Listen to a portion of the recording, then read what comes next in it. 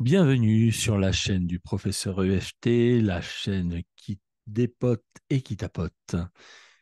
Aujourd'hui, nous allons voir l'EFT et la phobie des clowns. Ouh, les clowns. Désolé pour ceux qui ont déjà peur. Une petite citation de Sim avant de commencer. Quand j'étais jeune, je voulais être ministre ou clown. J'ai choisi la deuxième option car je suis un garçon sérieux. Quoi de plus terrible que d'avoir peur de quelque chose qui a pour fonction de nous apporter du rire et de la joie? Dans ce podcast, en plus des clowns, nous parlerons aussi des mimes, des statues de cire et autres mannequins en plastique. Ça va peut-être vous surprendre, mais moi qui suis un petit peu clown, le comédien courte-manche dans les années 80, celui qui grimaçait à souhait dans ses spectacles, eh bien ce courte-manche m'a fait cauchemarder pendant des années. Pour ne rien arranger, la télévision de l'époque était en noir et blanc, petite, l'image trouble, et Courtemanche avait l'air d'un monstre. J'ai dû attendre l'âge adulte et l'avancée d'Internet pour retrouver les spectacles de Courtemanche et me faire une thérapie réparatrice par le nouveau réel que j'allais créer. Et comment j'ai fait? Je les ai visionnés, tout simplement. La peur des clowns, la peur des personnages grimés, c'est beaucoup plus répandu qu'on ne le croit. Je connais deux personnes de mon entourage proche, ma voisine, les clowns et les grenouilles. Mais chut, c'est un secret. Cette peur peut provoquer chez certaines personnes des spasmes, des difficultés respiratoires et d'autres désagréments liés au stress occasionné. D'autres personnes ressentent un malaise inexplicable et sont désireuses de quitter la pièce ou l'endroit où se trouve l'amuseur public. Alors, avec la méthode EFT, est-ce qu'il est possible de se débarrasser de ces phobies embarrassantes? Certes, pour aborder ce thème en séance, il vous faudra beaucoup de courage. Qui aime affronter ses propres peurs? J'aime à dire que l'EFT nous aide à nous débarrasser de tout ce qu'on aura eu l'audace d'aller chercher en creusant au plus profond de nous. Et en EFT, la chasse au trésor des phobies commence par quelques questions sur la phobie actuelle. Qu'est-ce qui vous dérange le plus? Le maquillage? Le rire? Les grandes chaussures? Les vêtements amples et flashy? Le fait qu'il puisse vous choisir dans la foule? De ce qu'il pourrait vous faire ensuite? Vous humilier? Une fois que ce qui vous dérange est clair pour vous et le praticien, si besoin, les questions suivantes vont se poser. Ce maquillage vous fait penser à qui? À quoi? Où? Quand?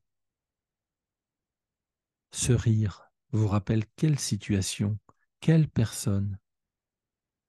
Ces chaussures, ces immenses chaussures, vous ont-elles déjà botté le train arrière?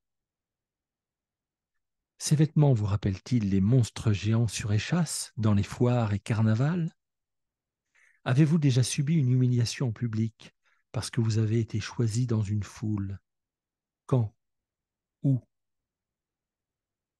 Avez-vous un tempérament timide et réservé suite à des brimades et humiliations répétées dans le cercle familial ou à l'école? L'exercice consiste à aller chercher un souvenir source. Quel moment désagréable de votre vie arrive à votre esprit comme un flash quand vous vous posez les questions ci-dessus? Le souvenir n'a peut-être rien à voir avec Grimaldi ou Pennywise. Juste se poser les questions à voix haute et laisser venir ces souvenirs. Certains des souvenirs vous paraîtront totalement banals et pas forcément en rapport avec la phobie. Mais s'ils sont ressortis pendant vos interrogations, cela me rappelle quoi? C'est qu'il y a un lien de près ou de loin avec la phobie actuelle. L'idée est de chercher le moment exact où le clown est devenu monstre. Quel événement a déclaré Quel événement a déclenché cette croyance?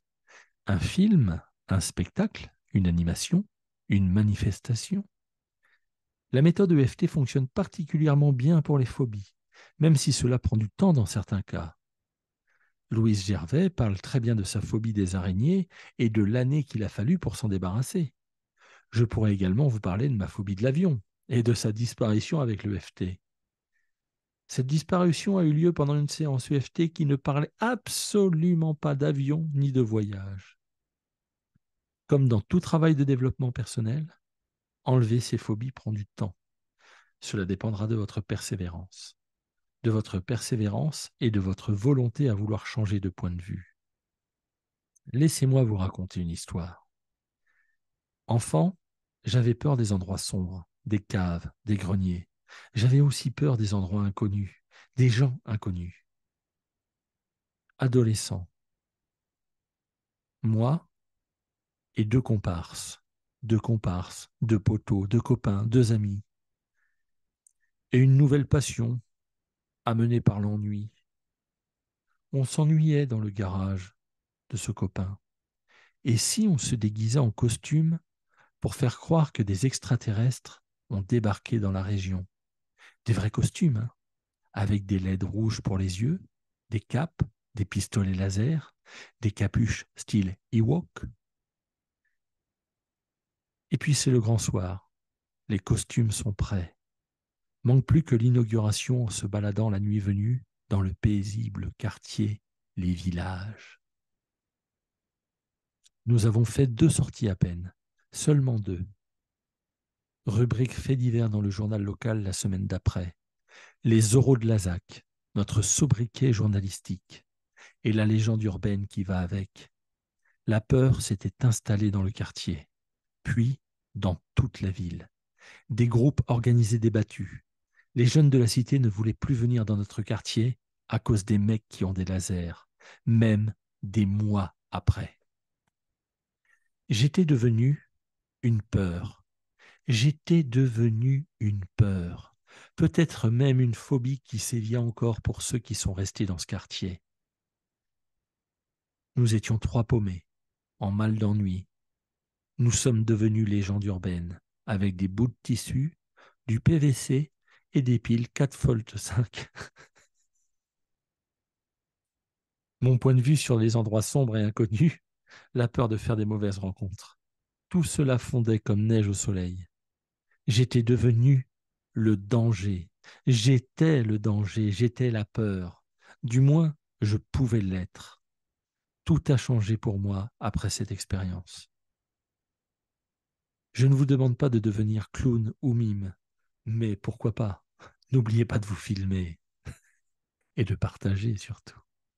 Je vous demande juste de voir la situation sous un autre angle, de vérifier un autre point de vue si la peur est bien justifiée. Si votre point de vue change, est-ce que la peur change? Cela vous aidera à bien déterminer ce qui vous gêne dans la phobie, à trouver une cible à tapoter en EFT. Et le fait d'imaginer que ce soit nous le clown peut nous aider à identifier le danger réel, si danger il y a. Si la légende est vraie, qu'un éléphant de 4 tonnes a peur d'une souris de 19 grammes, mettez-vous à la place de la souris et demandez-vous comment le pachyderme peut avoir peur de votre taille minuscule.